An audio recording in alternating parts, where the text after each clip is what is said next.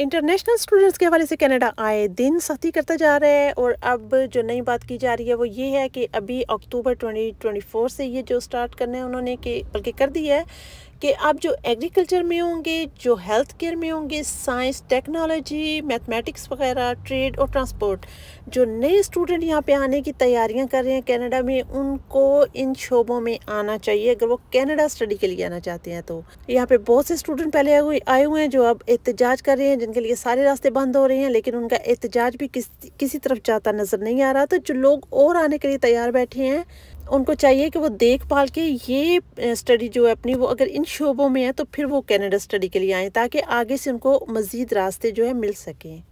पहले जैसे आते थे जी, टूरिज़्म कर लिया जी, कोई होटलिंग का कर लिया जी, कोई हॉस्पिटैलिटी का कर लिया, छोटे मोटे करके तो जो लोग यहाँ पे सेट होते रहे हैं, अब वो वाली चीज़ ख़त्म हो चुकी है। और मेरे ख्याल में इसका फ़ायदा इंडिया पाकिस्तान को भी है, क्योंकि लोग जो है अच्छा प्रोफेशन चूज़ करेंगे, दुनिया के साथ चलना जो है सीखेंगे इन प्रोफेशन के थ्रू, आके छोटा मोटा कोर्स लेके सिर्फ PR लेने के लिए कुछ भी पढ़ लेंगे।